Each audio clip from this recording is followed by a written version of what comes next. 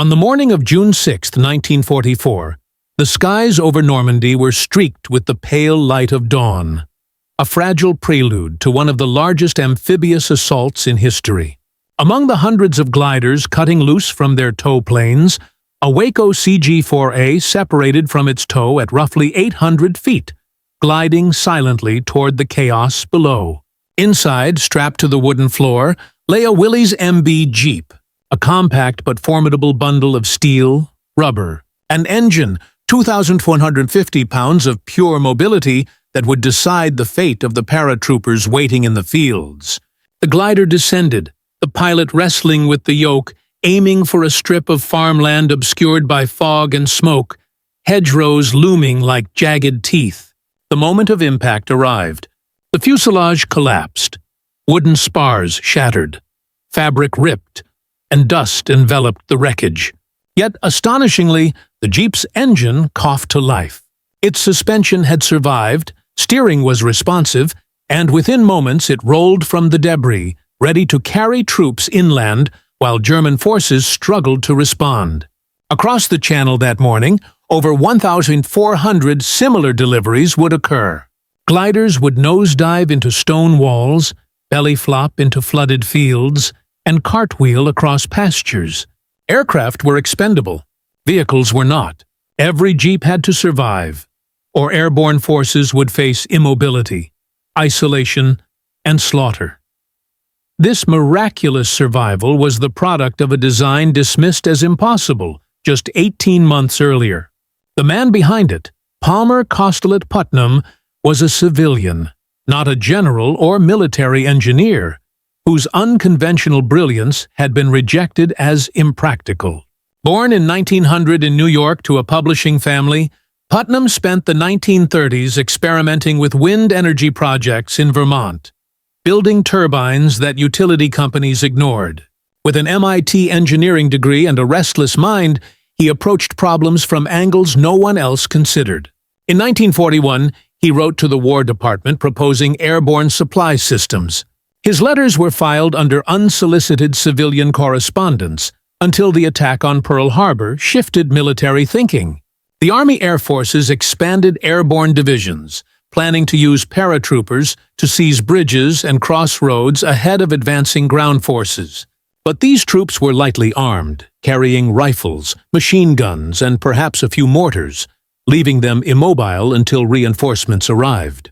Lessons from the German invasion of Crete in 1941, where paratroopers suffered devastating losses before help could reach them, emphasized the urgent need for mobile, armored, or mechanized support immediately on landing. The solution seemed simple. Gliders, engineless, towed behind transport planes, they could deliver vehicles and artillery heavier than any paratrooper could carry. The British experimented with the Horsa glider. The Americans developed the Waco CG-4A, capable of carrying 3,150 pounds. But theory collided with reality. A Jeep inside a glider landing at 70 megatrons was essentially a battering ram. Traditional tie-downs failed, frames bent, axles sheared, engines destroyed. Standard military engineering could not survive the forces involved. Tower tests, padding, reinforced mounts, even specialized frames, all failed. By mid-1942, the Quartermaster Corps recommended abandoning Jeep delivery entirely.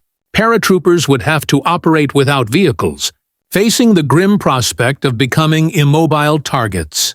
Putnam entered this desperate scenario in December 1942, proposing a design that defied every principle of military cargo engineering.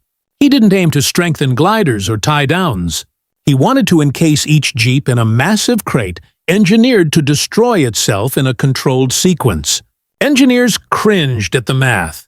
Each crate consumed 220 board feet of scarce plywood, steel cables, and rubber, adding nearly 25% to the Jeep's cost.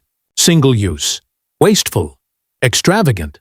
Yet, he had calculated the exact failure points to transform the glider's lethal deceleration into survivable forces.